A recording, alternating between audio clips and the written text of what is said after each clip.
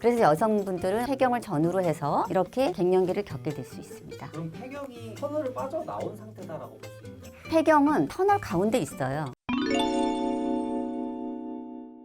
안녕하세요. 산부인과 전문의 김재령입니다. 반갑습니다.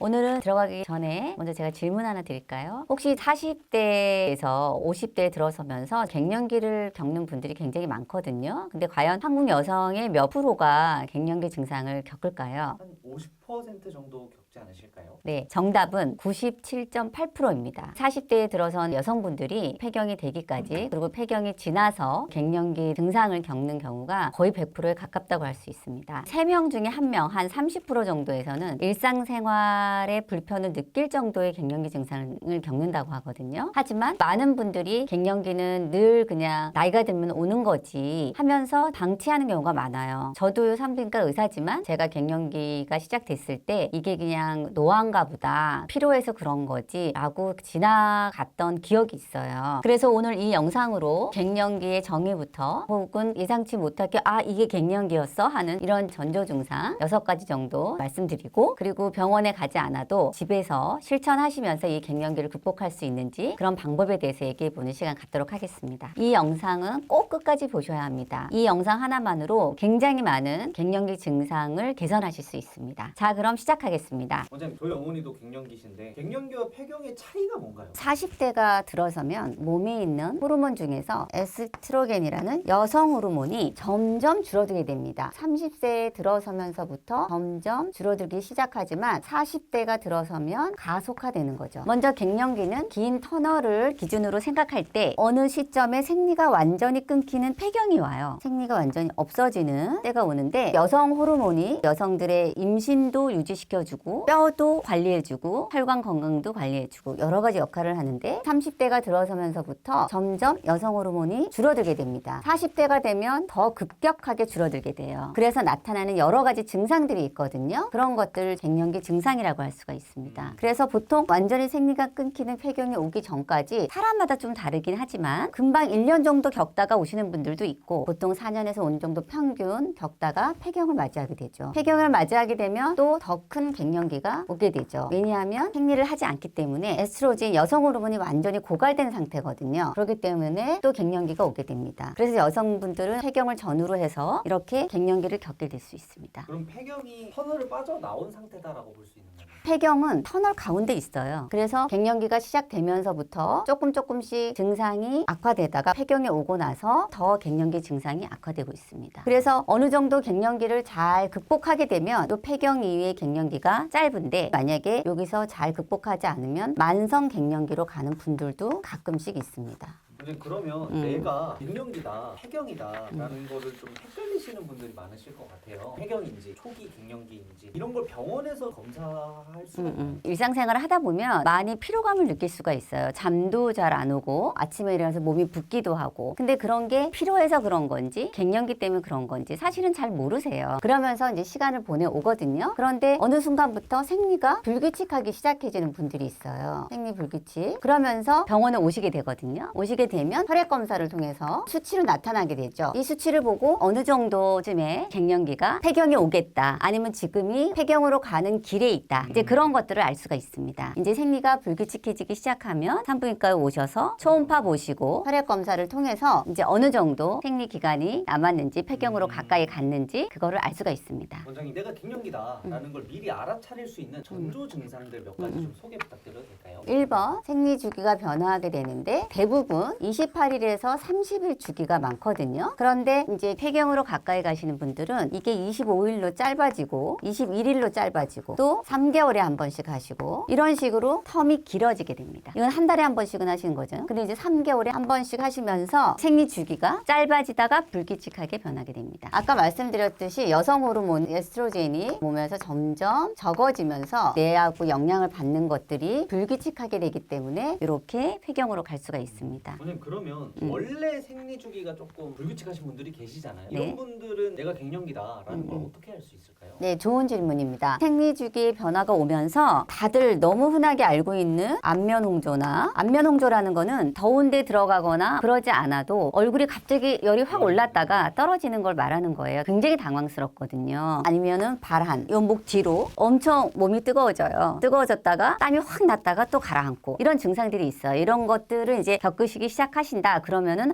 내가 갱년기 증상이 있는가라는 거를 한 번쯤은 의심해 보실 필요가 있죠. 거기에 또 중요한 관절 통증. 우리 아침에 일어나면 손가락 붓고 관절이 아프고 통증을 느끼실 수 있거든요. 특히 손가락에 많이 느낄 수가 있어요. 그리고 손목도 저리고 이런 것들도 느끼실 수 있거든요. 그런 것들이 갱년기를 나타내는 주요 증상 중에 하나입니다. 원장님 그러면 노화가 드셔서 갱년기와 상관없이 관절염을 앓고 계시는 분들이 계실 수도 있잖아요. 이런 일반 관절염이랑 갱년기로 인해 생긴 관절통이랑 어떻게 구별을 할 수 있을까요? 일단 일반 관절염은 밤에 특히 아프시는 경우가 많아요. 그래서 진통제를 드시거나 그러면 호전이 되거든요. 그런데 갱년기에 의한 관절통은 이제 아침에 일어났을 때 특히 손이 부어 있거나 이런 경우가 많고 평소에 그러지 않는데 갑자기 그래 온다거나 이제 그런 경우가 많이 있습니다. 세 번째, 복부 비만. 이제 살이 많이 쪄요. 다이어트도 많이 하시고. 그런데 이제 갱년기가 다가오면 잘 안 드세요. 저도 잘 안 먹거든요. 안 먹는데 살이 안 빠져요. 그리고 특히 복부가 안 빠집니다. 그래서 올챙이 배가 돼버려요. 다른 부분은 팔다리가 가늘어지고 근력이 약해지기 때문에 배만 나오게 되죠. 이렇게 올챙이 배가 되거든요. 왜냐하면 갱년기에 가까울수록 근력이 약해지기 때문에 팔다리가 얇아지세요. 점점. 그러면서 배에 체지방이 쌓이게 되거든요. 이런 몸매가 가지게 되는 거가 갱년기의 특징이라고 할 수 있습니다. 네 번째 증상은 탈모 증상. 갱년기에 다가오면 다 여성 호르몬이 감소한 영향이죠. 40%가 탈모를 경험하게 되는데 에스트로겐의 영향으로 인해서 모발의 성장 주기가 단축되고 그리고 여성 호르몬이 확 줄어드는 것에 비해서 남성 호르몬도 줄긴 하지만 이제 여성 호르몬이 줄어드는 것에 비해서 상대적으로는 줄지 않기 때문에 그의 영향으로 인해서 탈모도 생기게 됩니다. 다섯 번째는 감정 기복이 굉장히 심해집니다. 그렇지 않은데도 괜히 우울해지고 아주 사소한 일에도 짜증이 굉장히 나죠. 그래서 갱년기 있는 분들은 우울증에 걸리는 비율이 한 2배 정도가 높다고 하네요. 저도 이렇게 별것도 아닌 거에 뭔가 이렇게 잘 돼 있지 않으면 짜증이 나고 굉장히 우울해지기도 하고 실제로 그렇습니다. 그래서 이제 지나고 나면 내가 왜 짜증을 났을까 생각해 보면 아, 내가 이게 지금 갱년기 때문에 그런 거구나 이런 걸 가끔씩 생각하기도 하거든요. 사춘기 딸과 갱년기가 만나면 갱년기 엄마가 이긴다는 얘기도 있을 정도로 왜냐하면 얘기를 하다가도 이렇게 울컥하고 올라오거든요. 열이 확 올라오거나 뒤에 막 땀이 차거나 그럼 짜증이 확 나거든요. 그런 것들을 매일 겪다 보면 생활 자체가 힘들거든요. 그러면서 우울해지거든요. 그런데다가 또 배가 자꾸만 살이 찌면서 옷이 맞질 않아요. 옷을 바꿔야 되는 거죠. 그 자체가 벌써 굉장히 스트레스 상황에 놓이게 되기 때문에 이 갱년기라는 게 잘 겪어 나가야 될 문제입니다. 주변에서 이제 어머니와 와이프가 갱년기 시작됐다고 느끼시면 조금 잘 해주시고 여러 가지 이제 비위도 좀 맞춰주고 그런 것들은 필요하다고 생각이 듭니다. 그래서 혼자 여행 다니시고 친구들하고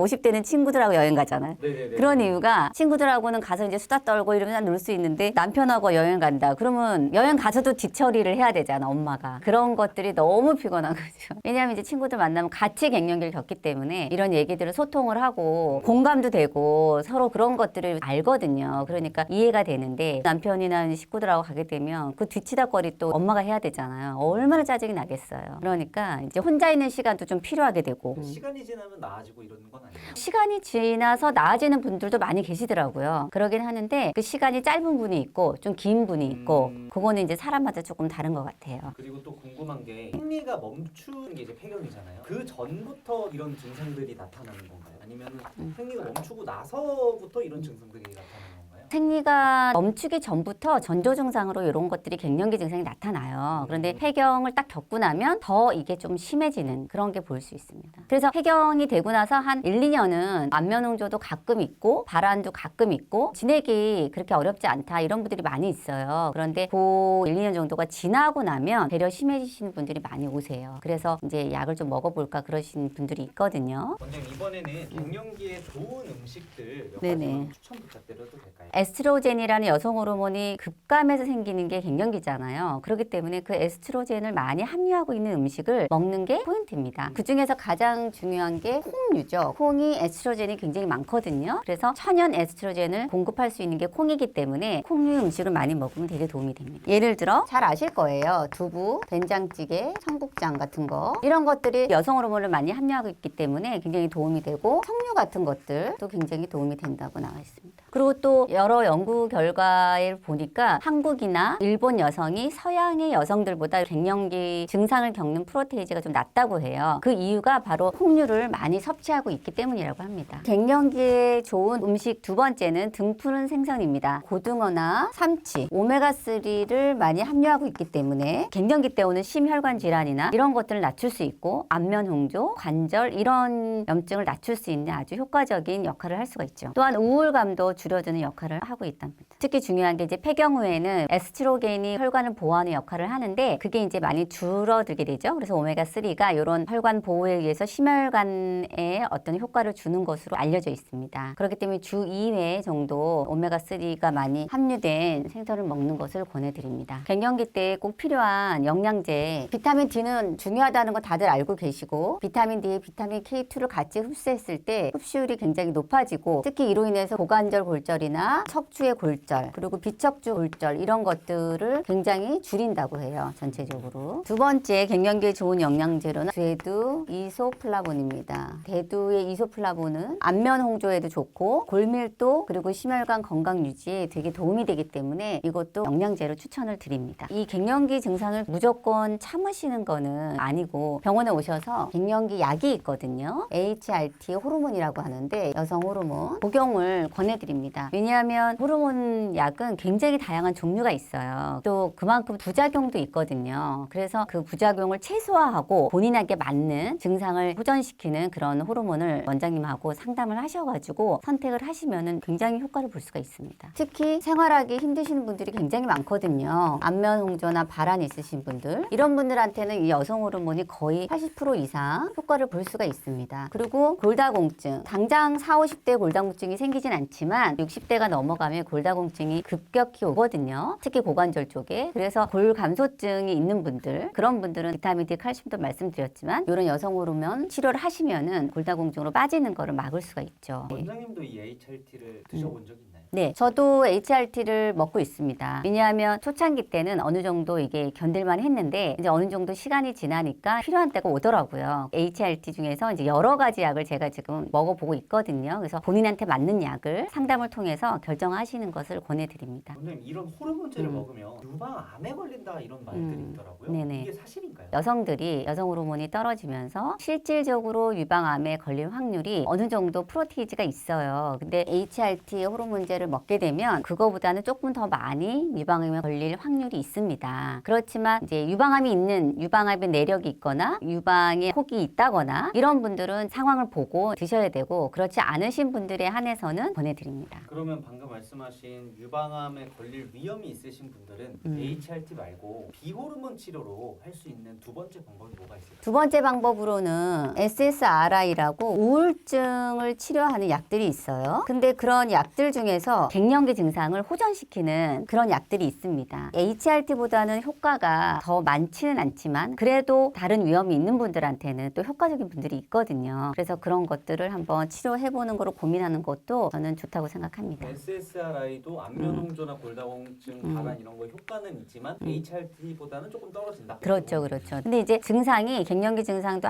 아주 많은 사람들이 있고 아니면 조금 더 우울감으로 오는 분들도 있거든요. 증상이 각양각색이에요. 그렇기 때문에 조금 우울감으로 오는 분들한테는 훨씬 더 효과가 있을 수 있죠. 보통 갱년기는 폐경이 되기 전 평균 4, 5년 전부터 시작이 된다고 합니다. 한 40대 중반 정도부터 이제 안면 홍조나 발한이나 여러 가지 피로감이 더 누적된다거나 그런 걸 느낄 수가 있거든요. 그리고 이제 이런 폐경의 평균이 한 49세에서 52세 정도 평균으로 잡고 있거든요. 갱년기가 오는 정조 증상을 이제 조금 기억을 해두시면 본인이 지금 갱년기 때문에 이런 증상이 오는지 단순히 다른 원인으로 오는지 그런 거를 좀 이제 생각할 수가 있으시죠. 그리고 집에서 이제 바로 실천하실 수 있는 거는 이소프라본이 많이 들어있는 두부, 석류나 이런 것들을 충분히 드시는 거를 권유해 드리고, 그 다음에 비타민 D나 K2, 칼슘 이런 것들을 드시면 도움이 됩니다. 그리고 증상이 심하시면 반드시 병원에 오셔서 상담을 받으시고 어떤 부분을 어떻게 치료받아야 되는지 상담을 받으시는 거를 권유해 드립니다.